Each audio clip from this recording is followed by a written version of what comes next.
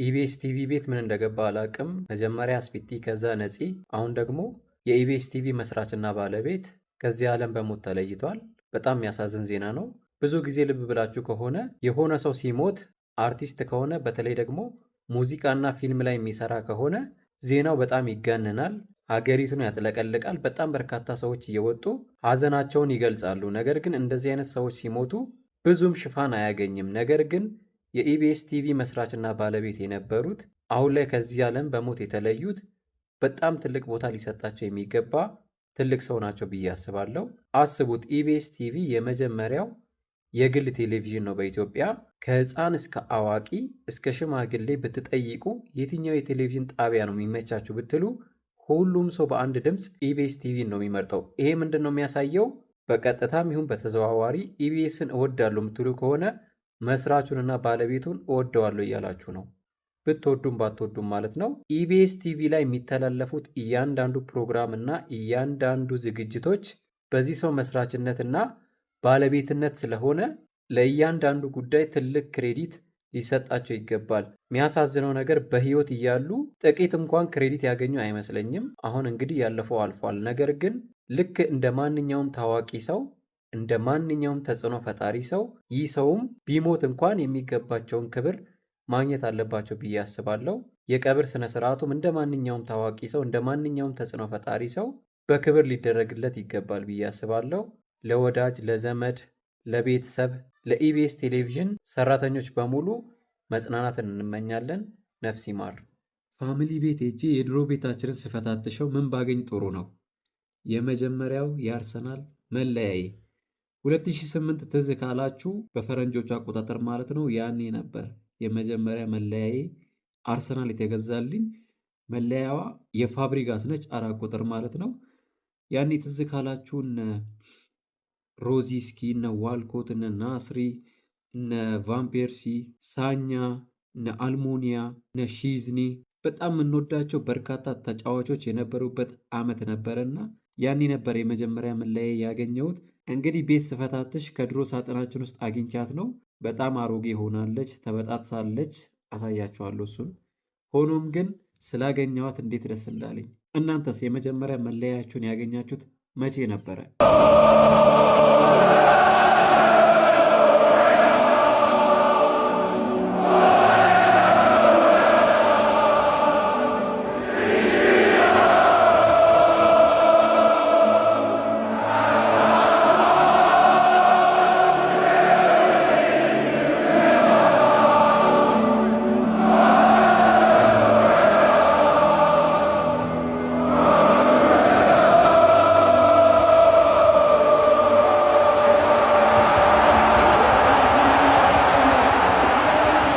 አርሰናል ሪያል ማድሪድን እንደሚያሸንፍ ተመሳሳይ ታሪክ መጽሐፍ ቅዱስ ላይ እንዳለ ስንቶቻችሁ ታውቃላችሁ? ፍልስጤማውያንና እስራኤላውያን ጦርነት ይገጥማሉ።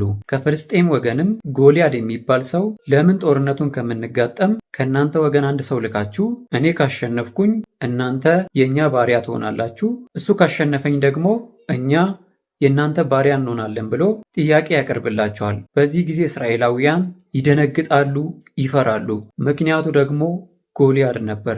ጎልያድ ማለት ቁመቱ ብቻ 6 ክንድ ነበረ።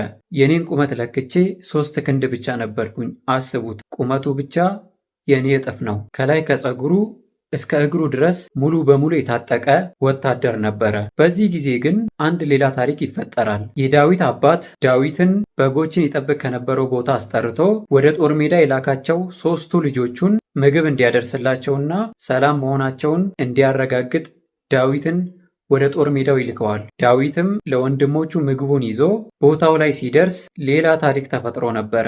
ምን ተፈጠረ ብሎ ሲጠይቃቸው ጎልያድ ያላቸውን ነገር ነገሩት። በዚህ ጊዜ ዳዊት እኔ ገጥመዋለሁ አለ። አስቡት፣ ዳዊት እረኛ ነው፣ ገና ብላቴና ነው። ጎልያድ ደግሞ ከልጅነቱ ጀምሮ ሙሉ በሙሉ ስለ ጦር የተለማመደና የተዋጋ ሰው ነው። በዚህ ጊዜ ሳኦል ደነገጠ። እንዴት አንተ የበጎች እረኛ ሆነ ይህንን ሰውዬ እገጥመዋለሁ ትላለህ? ይለዋል። ዳዊትም እኔ በጎቼን ስጠብቅ አንበሶችና ነብሮች ያስቸግሩኝ ነበረ፣ እኔ ግን ተከትያቸው እያባረርኩ በጎቼን አስጥላቸው ነበረ፣ አፋቸውን እየፈለቀቅኩኝ እገላቸው ነበር ብሎ ለሳኦል ይነግረዋል።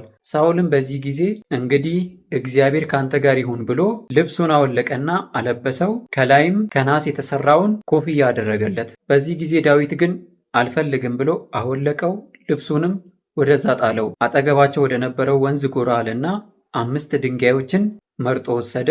ወንጭፉንም አነሳና ወደ ጎልያድ አመራ። በዚህ ጊዜ ፍልስጤማውያን ተናደዱ።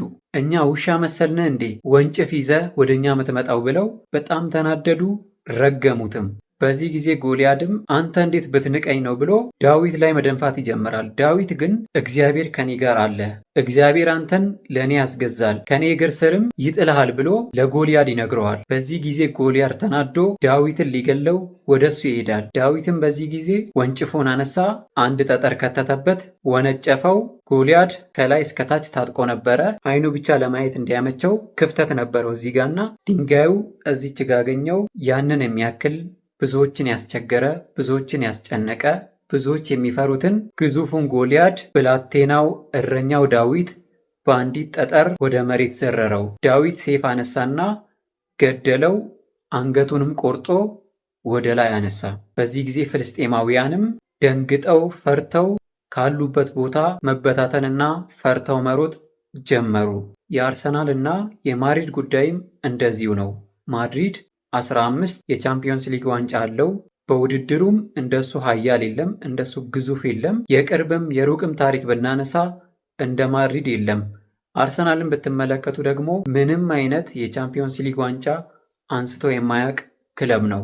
ሰሞኑን ደግሞ ማድሪድ በዚህ ታሪኩ፣ በዚህ ጉልበቱ፣ በዚህ ኃያልነቱ እየፎከረ ይገኛል።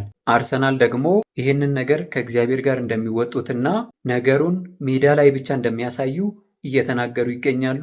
ለማንኛውም ዛሬ ምሽት 4 ሰዓት ላይ ሁሉን ነገር በዓይናችን የምናይ ይሆናል። ይሄ ጨዋታ ብቻ አይደለም፣ ብዙዎችን ሊያስተምር የሚችል ጨዋታ ነው ብዬ አስባለሁ። ከዚህ ጨዋታ በፊት የማድሪድ ስታፍ፣ አሰልጣኝ፣ ተጫዋቾች፣ ደጋፊዎች እነሱን ተውት። ከእነሱ ውጭ ያሉትም እያንዳንዱ ደጋፊ፣ እያንዳንዱ ጋዜጠኛ፣ እያንዳንዱ ነዋሪ ከአርሰናል ደጋፊ ውጪ፣ ከአርሰናል ተጫዋቾች ውጪ ሁሉም አፉ ሲከፍት ነበር። ሁሉም ካምባክ እናደርጋለን፣ ማድሪድን አታውቁትም፣ እናንተ ልምድ የላችሁም፣ ስንትና ስንት ነገር ለፈለፉ።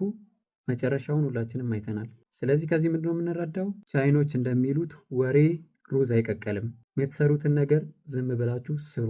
አስቡት እስኪ ኳስ ተጫዋች ሆናችሁ ሶሻል ሚዲያ ላይ እየወጣችሁ ቀኑ ሙሉ ስታወሩ መዋል። ስራችሁ እኮ መሆን የነበረበት ትሬኒንግ መስራት፣ የጨዋታ ቀን ብቃታችሁን ማሳየት። አርሰናል እንደዛ ነው ያደረገው። በሁለቱም ጨዋታ አርሰናል ይገባው ነበር፣ ብቃት ስላለው ብቻ ሳይሆን ስለመረጠ።